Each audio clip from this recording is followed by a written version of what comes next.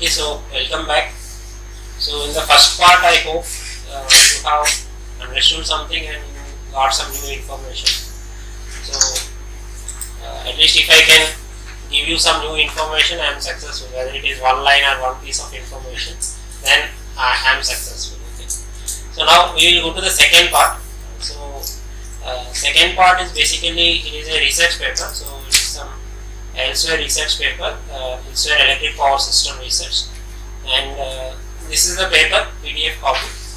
So Ramyani Chakrabarti is my PhD student and she graduated recently, and this work is related to her PhD thesis. This is one part of her PhD thesis. So now we are going to discuss the same thing in the form of a PPT.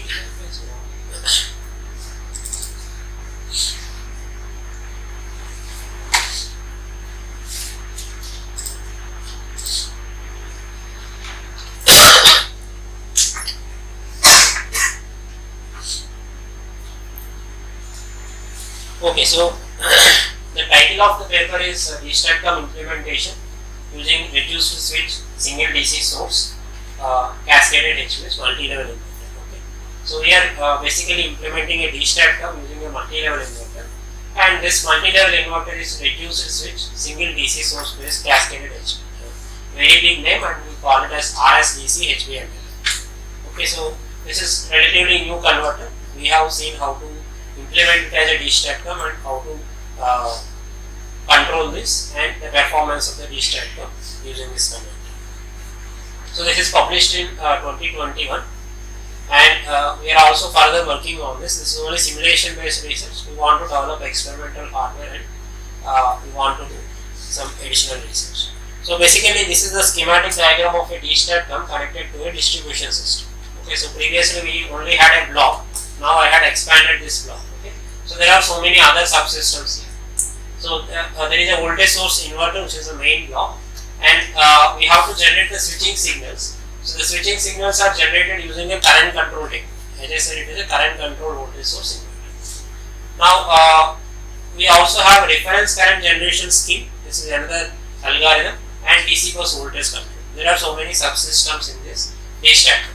So we are going to see each of these subsystems. Basically, this voltage source inverter is RSDCHBMLI, and how to generate reference currents and DC bus voltage control, and what is the current control technique that we are using.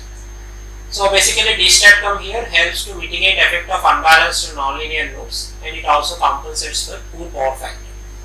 Okay, now we will see voltage source inverter topologies first. So as you know, we have a two-level inverter, which is more common. So we can represent the two-level inverter like this. You have a DC voltage source, and the pole voltage VA can be connected to either the neutral point or to the positive terminal. Okay.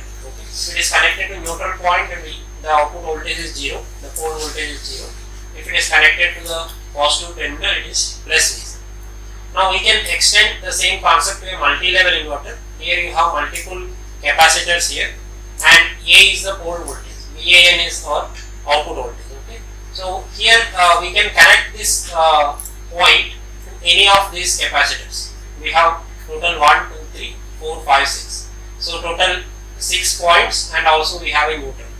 So we can connect this terminal to any of these points, and we get different type of output voltage. We can see the output voltage waveform of multi-level inverter. Basically this V0 is same as VAN. We can get a voltage waveform like this, which has total how many levels? 1, 2, 3, and again 4, 5. This is a 5-level output voltage. It has 0, plus VDC, plus 2 VDC. Similarly, minus VDC, minus 2 VDC. Then we can increase the number of levels. So this is a 7-level output voltage, and this is a 9-level output voltage. So we can have any number of levels based on the number of capacitors here and number of switches. Okay, so generally the switch that we get in a power electronic converter is a SPST switch, single pole single throw switch. But this is a single pole double throw switch. So to implement a single pole double throw switch, you need 2 IGBTs or 2 MOSFETs. Similarly, if you have multiple throws here, you need so many other switches. Okay, so now the traditional multi-level inverters, for example, the figure A shows the diode plant to multi-level inverter. The same concept is implemented here. in this particular topology. So here you can see there are multiple capacitors and then multiple clamping diodes, and there are so many switches. Basically, these clamping diodes and capacitors are implementing a DC voltage source. With each of this voltage source will be VDC by 4. We have main voltage source VDC, and the voltage across each of these capacitors is VDC by 4. Now you can connect this terminal A to any of these points and you get a multi-level output voltage.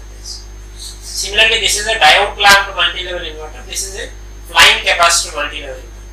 So same concept is implemented using flying capacitor multi-level inverter. As you can see, you have to use so many diodes and so many capacitors in this topology. And also, as I said, the voltage across each of these capacitors have to be maintained to the reference value. In this case, the reference value is VDC by 4. We have to maintain the voltage by to VDC by 4. By default, it will not be VDC by 4. You have to implement some kind of algorithm. So now, as you can see, for a particular level of output voltage, there are so many capacitors, right? If you want to increase the number of levels, the diodes and capacitors will increase. That means in this diode clamp and flying capacitor multi-level inverters, the number of diodes and capacitors increase quadratically. You have to increase them as the number of levels in output voltage will increase. That means you get an advantage, since you are increasing the number of levels, you get a reduced distortion. It is more close to sinusoidal signal, so THD will be less. But we will have disadvantage of cost and also complexity in the circuit diagram. So if you have to use many capacitors and many diodes, the cost will be more. And all these are DC capacitors only. And also the size and complexity will be more. Now, if you go to very high number of levels, like 11 level or 13 level, it is almost impractical to realize this device. Okay, FCMLI or DCMLI. For lower number of levels, you can have DCMLI or FCMLI. But as the number of levels increase, it is almost not practical to have these devices. Also, we need capacitor voltage balancing. Like I said, each capacitor voltage has to be maintained to a reference value. By default, it will not be regulated. So, this algorithm also becomes more complicated as you increase the number of levels. And of course, in FCMLI, it is slightly easier because there will be redundant switching combinations. That is, for each voltage level, there are multiple switching combinations, but that is not the case with DCM. Now, we have another traditional multi-level inverter, that is Cascaded H-bridge multi-level inverter. Here you can see there are two-level inverters connected in cascade. Okay, this is phase E. Okay. So this can give you 5-level output voltage. The overall output voltage V0 is sum of V1 and V2. Here you don't have any diodes and capacitors. So compared to the previous circuits, this basically looks simpler, right? This circuit is very complex. This circuit looks simpler. There are no diodes or capacitors here. But the disadvantage is it requires multiple DC voltage sources. So this cell is supplied by one voltage source, this cell is supplied by another voltage source, and generally the voltage source value is same. Okay, so here you need multiple DC voltage source. Or otherwise, another way is you can have one voltage source and you can have capacitors supplying to other cells. So if capacitors are supplying to other cells, of course the capacitor voltage has to be regulated. That is another way of implementation. So now we will go to the new topology, that is reduced switch cascaded H-bridge multi-level inverter. So here what happens is we have a cascaded H-bridge and we are getting a 7-level output voltage. Previously with the 8 switches we are getting 5-level output voltage. Now we are getting 7-level output voltage from the 8 switches.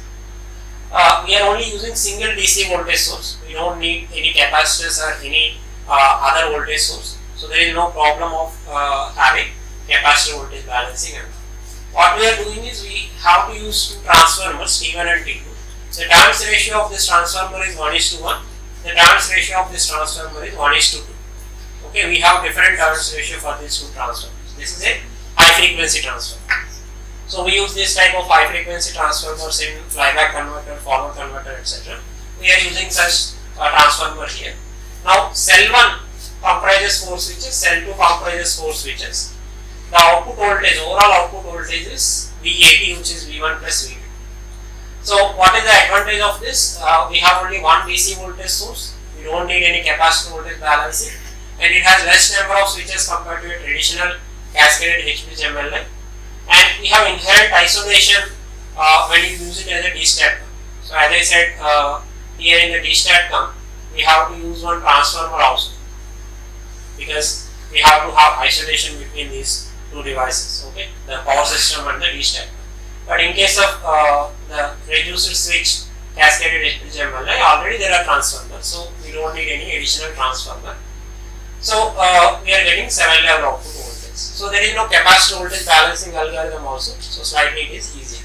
But of course, whenever you have advantage, you will also have disadvantage. So whenever you write a paper or propose a new topology, you also have to mention demerits of the system. Okay, so you cannot have 100% perfect system. Okay, somebody has published a paper doesn't mean that he has come up with a system with all advantages. Always there will be disadvantages. So research means you have to show what are the advantages and what are the disadvantages. It doesn't mean your technology is superior. Okay. So the disadvantage is use of transformers. These are high frequency transformers. So overall, like compared to a power transformer, the size is less. But still, when you have a transformer, there will be losses associated. At the same time, the current stress in this cell 2 switches is higher, because you are using 1:2 transformer. You are stepping up the voltage. So automatically current in these switches will be higher compared to current in the cell 1 switches. Okay, so that is the disadvantage of this particular converter. Now coming to the switching combinations. So we already know cell 1 has 4 switches. So this is a 2-level inverter. So we can have 4 different combinations possible. So here S11 is the switch of cell 1. And S21 is the switch of cell 2, and the lower switches are complementary to the upper switches. So we have total 4 combinations here. If you have S11 0, S13 0, means both the top switches are off and both the bottom switches are on, then the voltage V1 is 0. Similarly, if it is 1 1, that means both the top switches are on and bottom switches are off, then also VAB is 0. Then you can get minus VDC and plus VDC using these 2 combinations. Okay, so you have total 3 voltage levels, 0, minus VDC, plus VDC. Now here for the second cell, we have a 1:2 transformer. So the transformer input voltage is 0 plus VDC minus VDC, but the transformer output voltage can be 0 minus 2 VDC plus 2 VDC because of the 1:2 transformer. So we get another voltage level here. Now if you see the overall switching table, okay, so we can just combine that and see what is the final output voltage VAB, which is sum of the output voltage of both the transformers. You can see that there are 7 levels. You can get plus 3 VDC, plus 2 VDC, plus VDC, 0, minus VDC, minus 2 VDC, minus 3 VDC. So there are total 7 output voltage levels with 8 switches. In case of FCMLI or DCMLI, you require more switches for 7 level output voltage. Now we also have redundant switching combinations. That means if you want to achieve plus 2 VDC, there are 2 switching combinations. You can use any of these combinations to get plus 2 VDC. For plus VDC, we have 3 switching combinations. So these are called redundant switching combinations. You can use either of these combinations to get a particular voltage. Now this is the output voltage. So you can get either 3 level output voltage. 3 level output voltage means only the cell 1 will operate. The cell 2 voltage is always 0. Okay, cell 2 voltage is always 0. Cell 1 voltage has 3 levels, 0 plus VDC minus VDC. Then you will get overall output voltage as 3 level. We can get a 5 level output voltage. Here cell 1 and cell 2 both are operating, and using the switching combinations given here, we can get a 5 level output voltage. And we should also maintain symmetry. Okay, ultimately we need to get a waveform closer to sinusoidal signal. So we cannot use random. We have to maintain symmetry here. Similarly, we can also get 7 level output voltage by using the cell 1 and cell 2 voltage. Okay, so this is how you can get any number of levels, like 3 level, 5 level or 7 level using this combination. Of course, it is modular in nature. You can add another cell here, then the number of levels will increase. So these are the advantages, as I already said. It has a single DC source. It has 3 times boosting ability. Like the VDC is the output voltage, and the peak value of the output voltage is plus 3 VDC. Right. So VDC is the input voltage. The peak value of output voltage is plus 3 VDC. So there is a 3 times boosting ability, and it has reduced component count compared to the other traditional MLIs. There are no circulating currents, and there is inherent isolation due to transfer. And disadvantages, as I said, are double current stress in the 4 switches of cell 2 because of the transformer turns ratio. And due to this, there will be unequal loss distribution also. The power losses, switching losses, conduction losses, their distribution is unequal in the switches. Now this is a table showing the comparison of different MLI topologies with RSDCHBMLI. So here NDA is number of diodes, this is number of capacitors, number of switches, number of transformers, number of DC voltage sources. So everything is written in the footnote here. So this is the first 5 columns are showing the number of components. Then MVS is medium, like maximum voltage stress, maximum current stress, and total blocking voltage. So these are all comparison of the switch ratings. Okay. So you can see that the RSDCHBMLI doesn't require any diodes, it doesn't require any capacitors. It requires 8 switches for 7-level waveform. But if you go to traditional DCMLI, diode clamp inverter, it requires 12 switches. FCMLI requires 12 switches, CHBMLI requires 12 switches. So these are the other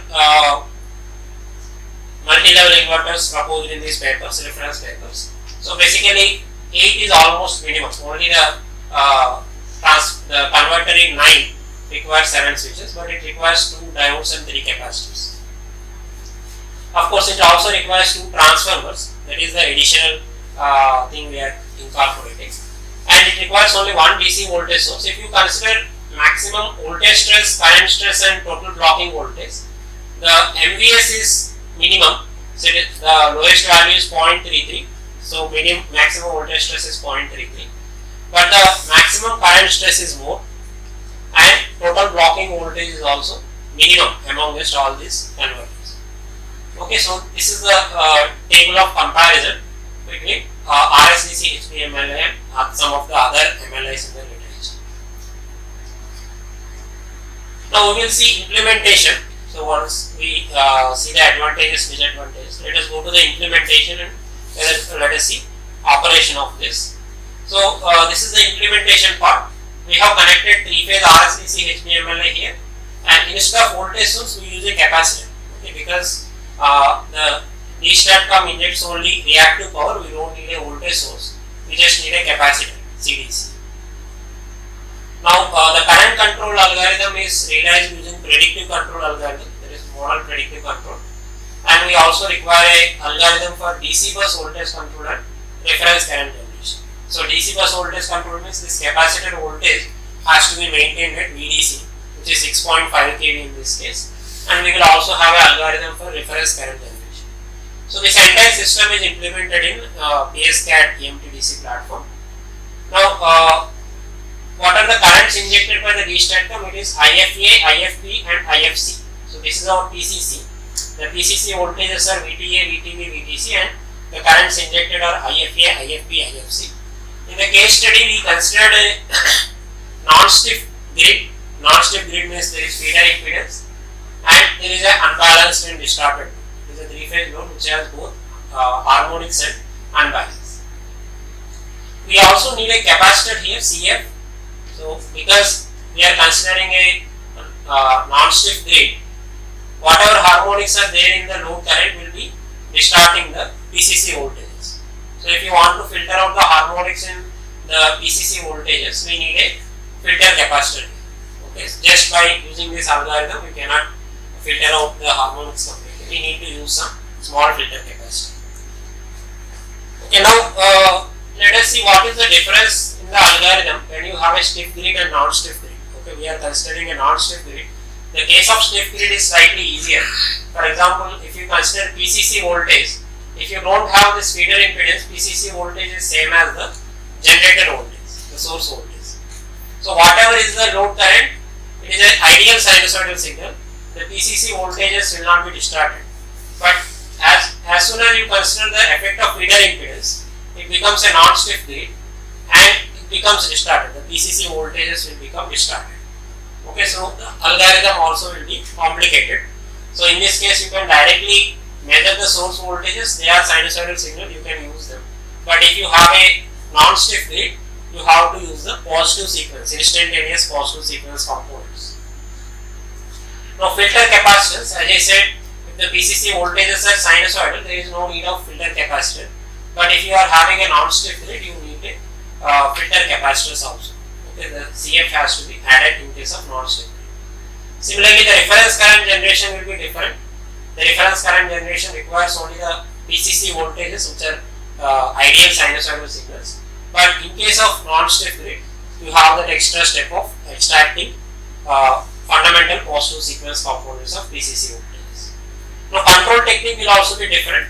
If you have stiff grid, you can use a hysteresis current control. Okay, you won't have capacitor.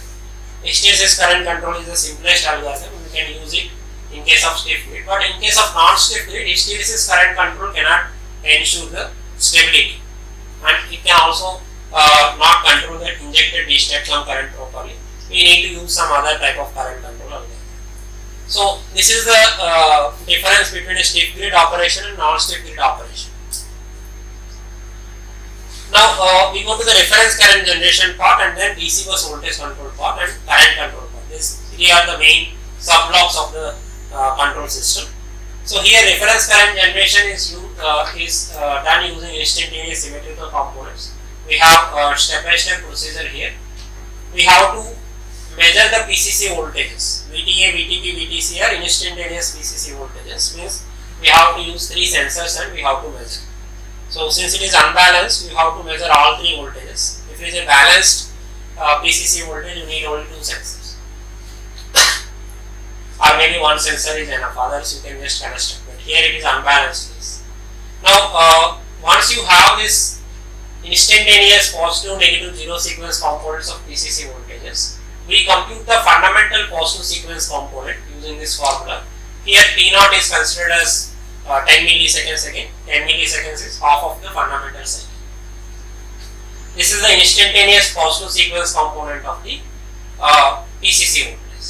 Once we have this instantaneous positive sequence component, we use the inverse symmetrical components to find instantaneous fundamental components of the PCC voltages. Then the reference currents or reference source currents are calculated using this algorithm. Star represents the desired current, ISA star, ISB star, ISA star is computed using this equation. Here we use the VTX plus, that is the fundamental positive sequence component extracted in the previous step. So once you have reference source currents, we can find out reference compensator current, that is IFX star, which is the load current minus the reference source current. But we also have a capacitor here, right? So we have a capacitor here. So what we get is IFA, but in order to control the DSTATCOM current, we need the current output of the inverter, which is IFCA. Okay, IFA is calculated now. We have to find out IFCA, which is the output current of the inverter. So IFCA is calculated using this equation, where CF is the filter capacitor. So these are the 6 steps for reference current generation. Then we go for current control technique. Once we have the reference current, we need to have a current control. So here these are some of the current control techniques we have seen. Hysteresis control is of course the easiest control technique. It has fast dynamic response. But if you have a non-stiff grid, you cannot use hysteresis current control. It doesn't ensure stability in higher order systems. Then we also have a Dept control, which also has fast convergence and variable switching frequency, and it is sensitive to parameter variation. Then state feedback control, this ensures stability of closed loop system, but it requires a PWM modulator also. So the advantage is it will have constant switching frequency. Then we also have model predictive control. So model predictive control also has a fast response and variable switching frequency. But if you implement it as it is, we require large computational load because we need to find out the future predicted currents, and it is also sensitive to model parameters. Okay. But we are going to implement something called finite control set model predictive control. So model predictive control, the original one is slightly different from finite control set, because in power electronics we implement it as finite control set. So let us see what is it. So basically we have to consider the equivalent circuit, and what we are going to do is we define a cost function. Let us say IFCX star is the desired current and IFCX is the actual current or predicted current. Then the cost function is Gx, which is difference between the desired current and the predicted current. Okay. So we predict the current injected by the DSTATCOM after one sample, k plus 1 sample from the kth measured instance. Okay. So this is the equation for calculating IFCX at k plus 1 from IFCX. So how do you get this equation? This is computed from the equivalent circuit of the system. We can represent this system as an equivalent circuit and get this equation. Now we will see the flowchart for the implementation. So let us say you have you are in kth instant. You have to measure the PCC voltage and the compensator current at kth instant. Okay. So now using this kth instant, let us find out IFCX of k plus 1. That is, we will predict the compensated current in next sampling instant using this equation. So here you have to consider U here, right? In this equation there is something called U. So U is the switching combination. Okay. So here this is the U. You can have -3 to +3 any switching combination, and this is the switches for this particular U. So for each value of this U, you have to find out the cost function. There are only 7 values in this case. So we have to find out what is the switching combination for which the cost function is minimum. That is, there is minimum error, and then apply the switching combination corresponding to that particular combination. As you can see, we only have 7 combinations here. So this is a finite control set. That means we only have the 7 combinations. We just have to compute what is the cost function for each of these switching combinations, and then apply the switching combination for which the cost function is minimum. Okay, so this is the control algorithm. Now once we have the switching control, we go to the DC bus voltage control. Okay, so DC bus voltage control means we have a VDC reference which is around 6.5 kV in this case. We have to maintain that VDC, and the main issue here is the VDC. If you sense VDC, it will also have DC component, and it will have some 100 Hz or some other components. Okay, if you directly use it in your controller, the controller will not work. Okay, the controller will require very large gains. What we do is we want to control only the DC component of the DC bus voltage. We don't want to control the harmonics and everything. So we have to extract the DC component from the sampled DC bus voltage using a moving average filter. Okay, moving average filter will measure the samples of the DC bus component for half of the cycle, and it will average it out for half of the cycle. Then you will get the DC component here. This is the moving average filter, and the controller will act only on the DC component. So conventionally we have something called the P loss based controller. We measure VDC star and VDC, and the PI controller will give you the P loss, and this P loss is included in the reference current generation here. Okay, so here we are using PL average. We also have PL average plus P loss. So that is a conventional P loss based controller. And we also have a fast acting PI controller. So fast acting PI controller means it will have faster response, and here we do manual tuning of the PI controller, but here we have a formula for calculating the PI controller gains. And as you can see, we control VDC square here. The reference is VDC star square, and we have to find out VDC square here. Then this is also VDC square, so there is a typing error. This is also VDC square.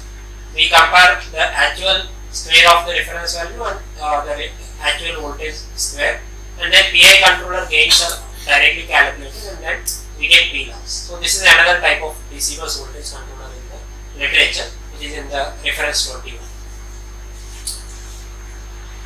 Then we have a ILOS based controller. Basically, ILOS based controller is proposed in this paper.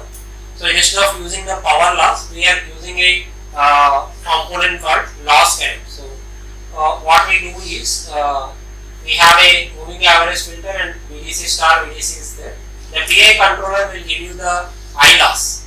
Okay, previously the PI controller output is power loss, but here we get a component current component corresponding to the power loss. So once you get the I loss, what we do is we just find out the loss component of the source currents. Okay, so this much power we have to draw from the source to meet the power loss in the DSTATCOM, so that we maintain the DC bus voltage. So as you can see from this equation, this is a symmetrical component equation. We find out ISA loss, ISB loss and ISC loss. This is the current to be drawn from the source to maintain the DC bus voltage. So this is I loss by root 3, and from this we find out ISA, and we have two components of source current. One is for the DSTATCOM load balancing, and another is to maintain the DC bus voltage. So you just have to combine both the currents and then you will get the actual reference source current. So this is a I loss based controller which is proposed in this paper, and this is slightly different from the existing P loss based and fast acting controllers. Now this is our overall control block diagram. So we can see that there is a DC bus voltage control loop, there is a predictive control loop, and we have a reference current generation. Okay, so there are three different blocks, and all these blocks are controlling the are generating the switching signals. The final output is the switching signals. We need total 8 switching signals for each phase. Okay, there are 8 switches in each phase. We need 8 switching signals in each phase. So total there are 3 such converters in each phase. So total there will be 24 switching signals. Now here we can see the DC bus voltage control loop is generating I loss whatever, and then it is added to the actual reference source current, and finally you get the IFC star. Then there is a predictive control and cost function minimization. Finally we have switching state selection. This is the predictive current control, and this is the reference current generation. Now these switching signals are supplied to the gate driver of the IGBTs, and those gate drivers will generate the switching signals. Now we have done a system study in PSCAD only in the first stage, and the experimental setup is now we are building, because this is a high power 3-phase DSTATCOM. It is not so easy to build. Okay, now we are in the process of building the experimental setup. Now we considered a 11 kV 3-phase system.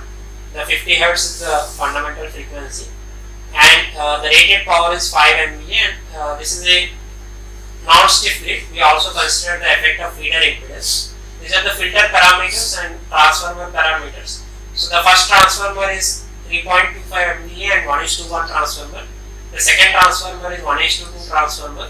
It is 6.5 MVA. It has to carry higher current and higher voltage. The receiving voltage is chosen as 6.5 kV, and the receiving capacitor is 4.4 millifarads. The sampling time is 1 microsecond. So these are the simulation parameters considered. We also considered 3 different load scenarios. One is KCA, KSP and KC. Okay, KCA we have a linear load, but it is unbalanced load. So you can see here 30 ohms and 0.1 Henry is there RL load. So it is taking 560 kilowatt and 587 kVA. This is load in phase A, RL load. And load in phase B has different values of R and L. Phase C has different values of R and L. That means it is a unbalanced load. It is a linear load. It doesn't draw any harmonics from the system. And there is no non-linear load in KCA. So KCA is slightly simpler. Only unbalanced load is there. And KSP, we considered a linear load, which is same as in KCA. And we added a non-linear load also, that is 3-phase rectifier with a RC combination. So 50 microfarad parallel to 500 ohms. So this is a non-linear load.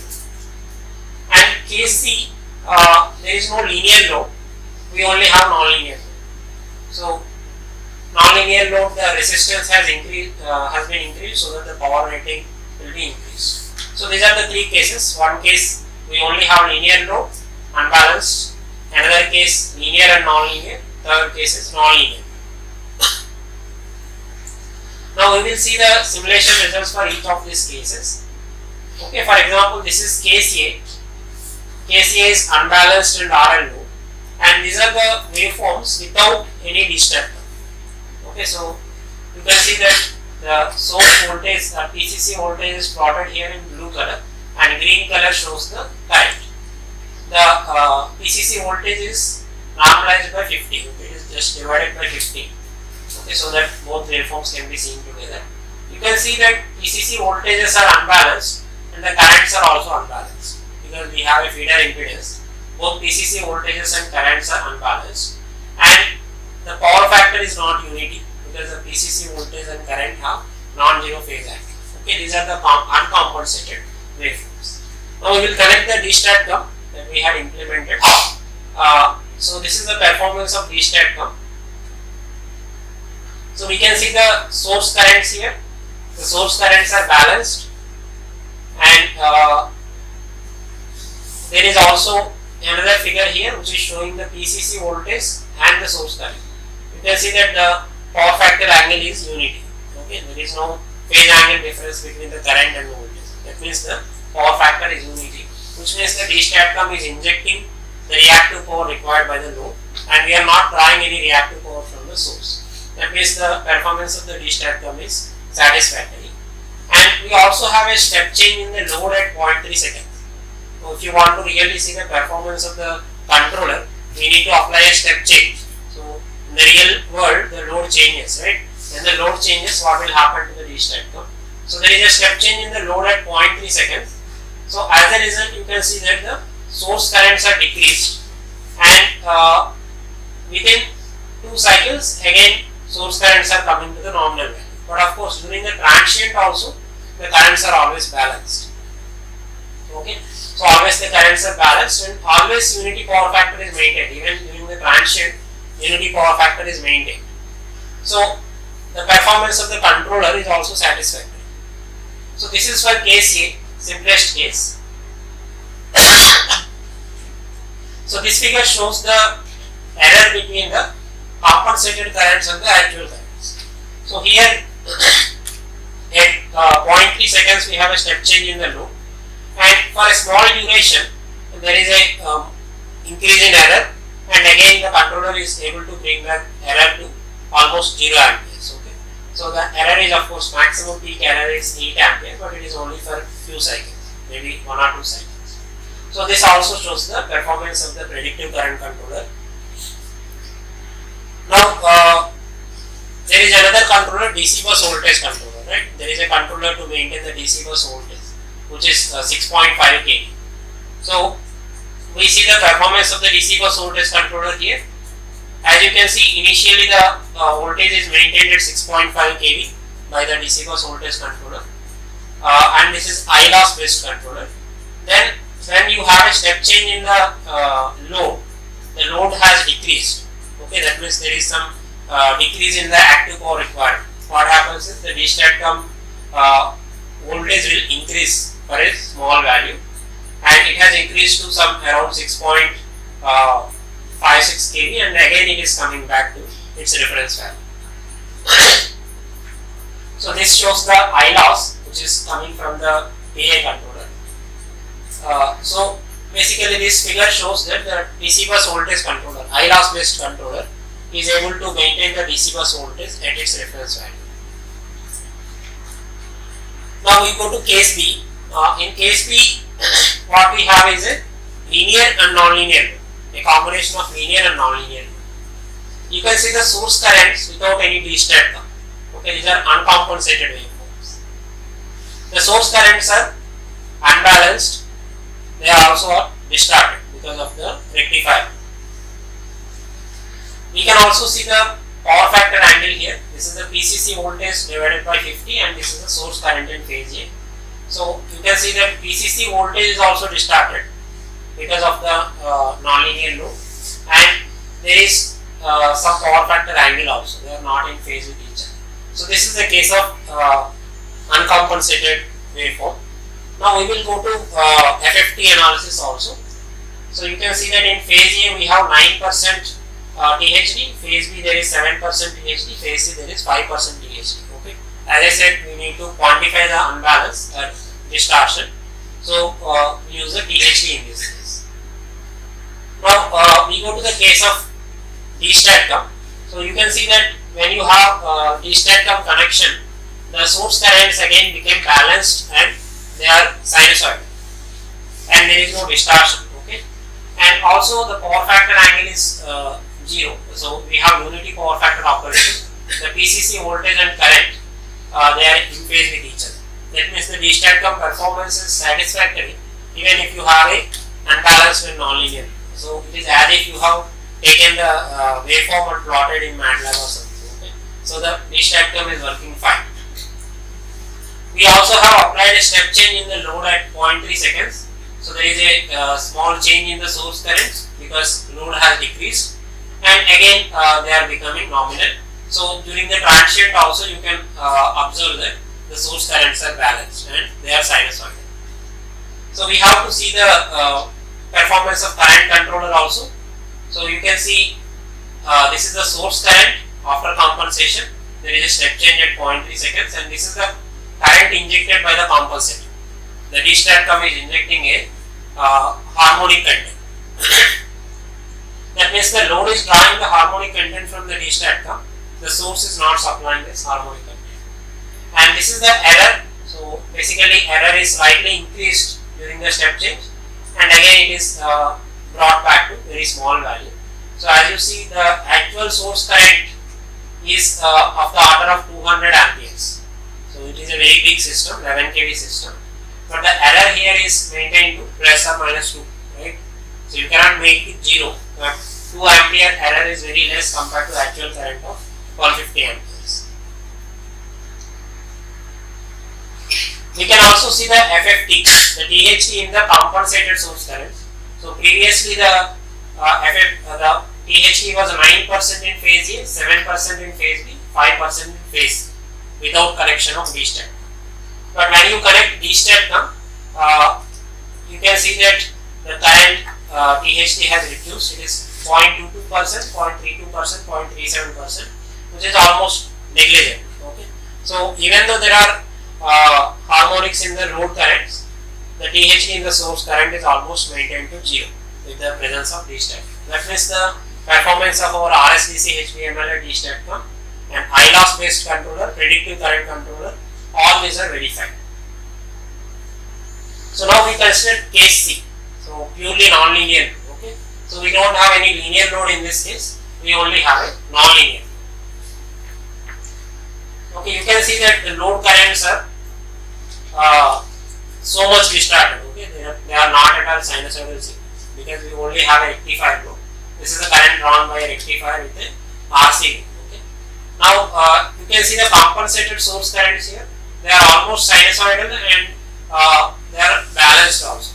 Of course, you can see some distortion at the peak. Okay, but still you can calculate the THD and then see whether it is okay or not. Okay. We calculated the THD of load currents and the source currents. The load current THD is almost 49%. So these currents have a THD of 49%. But after compensation, the source current THD is around 2.7%. Okay, so they are almost close to 0 or within the tolerable level according to standards. You cannot make it 0%. So in real life, there is no ideal case. Okay, so you cannot make it 0% or you cannot get 0 error in the real life. Always there is a tolerance level. So this figure shows the waveforms of cell 1, cell 2 of the inverter and then cell 3 voltage. So we can see that it is a 5-level waveform in this particular case.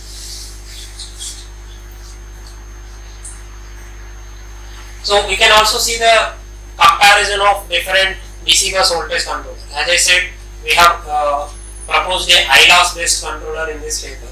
So we have to compare it with the existing DC bus voltage controllers. So this is the waveform with fast acting PI controller with K equal to 0.22 and K equal to 0.11. Okay. So you can see that fast acting PI controller with these gain values is unstable. So the DC link voltage is not maintained at 6.5 kV. It is unstable. Okay, this can be simulated in PSCAD, but practically you cannot use these gain values. Now we slightly changed the gain values. You can see we change it to 0.2 and 0.1, and the system becomes stable and it is maintained at 6.5 kV. Okay, the gain parameters are very important here. If you slightly change the gain values, the system becomes unstable or stable. Okay, but of course this is the performance of fast acting PI controller. Okay, during step change also the voltage is slightly increased and it is coming back to the reference value. Now this is the performance for I loss based controller.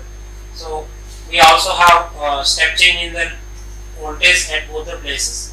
So we have increase in the source current and decrease in the source current. So when the source current is decreased, VDC is increased, there is an overshoot, and then there is an undershoot when the load is again bring back to the original value. So this is for I loss based controller, and for the same case this is for P loss based controller, and this is our conventional P loss based controller. So this is fast acting PI controller and this is conventional PI controller. So this is basically giving a comparison of all the controllers, and we have to quantify it. So from the waveforms we cannot get any data. Okay, we have to quantify it and put it in tabular form. Then only we can understand something. So we have compared all three controllers. This is I loss based controller, fast acting P loss based controller, and conventional P loss based controller. So here we can see the settling time, the steady state error, overshoot and undershoot. These are the performance parameters considered here. As you can see, the settling time, T settling, it is 0.12 seconds in I loss based controller, 0.05 seconds in fast acting controller, and 0.16 seconds in conventional controller. That means the performance of settling time is in between the two. Okay. And now overshoot, if you consider, it is minimal in case of I loss based controller, and undershoot is also 0.5% in case of I loss based controller. Okay, we also have steady state error. For I loss based controller, you can see steady state error is less than 4 ohms, whereas in other controllers steady state error is almost 36 ohms and 80 ohms. Okay, so basically in case of steady state error, the I loss based controller is performing very well. Of course, settling time is in between the two, and overshoot is almost minimal. Okay, overall this table gives you the performance of I loss based controller in comparison with the other controllers. Now we can also see the step change case. Okay, there is a step change in the reference receiving voltage. Previously we have given a step change in the load voltage. We can also give step change in the reference receiving voltage. Okay, just to see the dynamic performance of the controller. Here we have initial reference value as 6.5 kV. We have decreased it to 5.8 kV. So if you consider the figure A, I loss based controller, it is going back to the new reference value. Okay, initially it is 6.5 kV. It is slowly settling to 5.8 kV, and the steady state error is approximately 2 ohms. And the fast acting PI controller is also settling to the 5.8 kV. But if you consider the conventional P loss based controller, the steady state error is too much. You can see that after many cycles also, it is not settled at 5.8 kV. So it is going to 5.7 kV, and again maybe after many cycles it will come back to 5.8 kV and settle. Okay, so the settling time in case of conventional controller is very high. But I loss based controller, the settling time is almost moderate and it is able to track the reference receiving voltage. Okay, so with this I will just conclude this paper. So basically what we did is we see the reducer switch cascaded H-bridge multilevel inverter, which is RSDCHBMLI. We see what is this topology and what are the advantages compared to the conventional multilevel inverters. Okay, we compared. Of course, it has advantages like single DC source, inherent isolation, the number of switches are less, but the disadvantage is the unequal loss distribution and the presence of high frequency transformers. We have also seen implementation of RSDCHBMLI based DSTATCOM. We want to propose it as a DSTATCOM and we want to see its performance. So why do you want to implement it as a DSTATCOM? So basic advantage is single DC source and reduce the component count. Whenever you use a multi-level inverter in a DSTATCOM, along with the DSTATCOM controller, we also have to implement capacitor voltage balancing for a conventional amplifier. Whereas here we don't need any conventional like capacitor voltage balancing schemes. So the complexity of the overall control algorithm will reduce. We need to implement only reference current generation, current control of DSTATCOM and DC bus voltage control. We don't need to implement capacitor voltage balancing, which is required in conventional amplifiers. We have also proposed a new ILAS based controller. We have seen the performance is satisfactory, and the steady state error wise it is much better than the conventional or existing PA controllers. Then we have also seen the performance of FCS MPC, finite control set model predictive current control, and the operation is verified in different load scenarios and the results are found to be satisfactory. So we have to see the basic operation and we also have to compare with the existing algorithms. So that is the conclusion, and of course we have only verified it in simulation. We are in the process of developing hardware. We have developed the hardware of only single phase leg of the RSDCHBMLI. Now we have to develop 3 phase legs and then we have to go to DSTATCOM implementation. So that will take a lot of time. These are the reference papers used in this particular presentation. And if you have any questions, you can please ask me.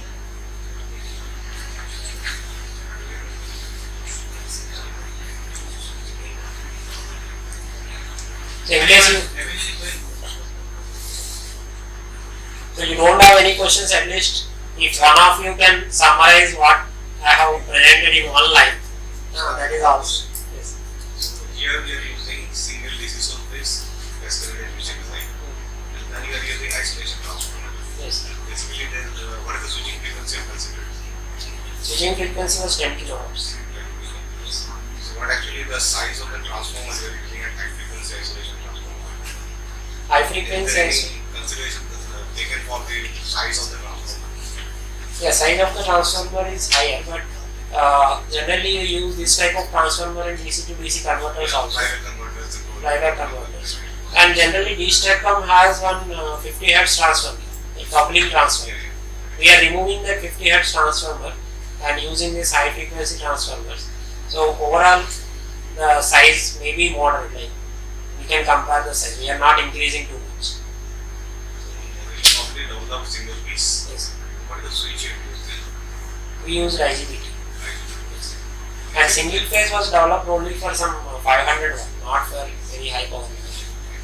It is silicon based or normal IGBTs? It is normal, like ST microelectronics or some international. We purchase discrete semiconductor devices, make PC. Anyone, what about the capital cost of the so if you consider the previous one, that will be capital cost will be plus what compared to the new transformer will be available, so the capital cost will be increased. What is the cost?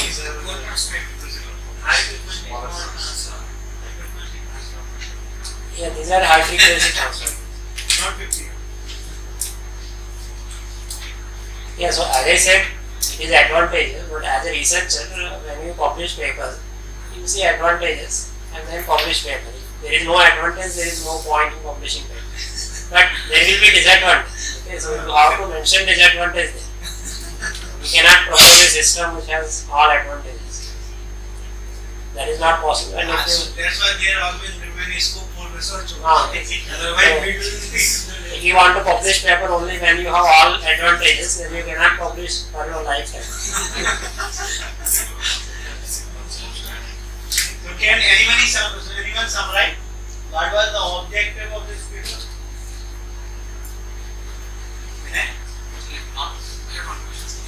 Once you completed that with the hardware, like you will be connecting that to direct breaker, you create some extensions kind of. So like to test the hardware setup once. No, hardware setup once we complete, we will use our distribution grid. Like, that is only like we do experiment at 450 Hz. We will not do at 11 kV. in our lab we have a 3-phase grid. So we just simulate some, like we also use loads, and then we develop actual DSTATCOM completely without hardware in loop. Because hardware in loop is a state, right? We don't need hardware in loop in this case. So you can directly connect to your Yeah, we have a grid and we can have a some unbalanced nonlinear load in our case, and then we can test it. There is having light also, so I think we can wind up. We are not taking any more questions because RSDCHBMLI working, so we will get the light. So, thank you, sir, for providing time to us to deliver lectures.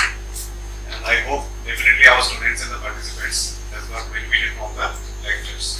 So, regarding this wind up, I think most of them can do the same thing. But because of some problem of shyness or something, they are not coming forward. Okay. So, now the time to say thanks to you. May I now request the coordinator of the FDP, Dr. Rabindranath,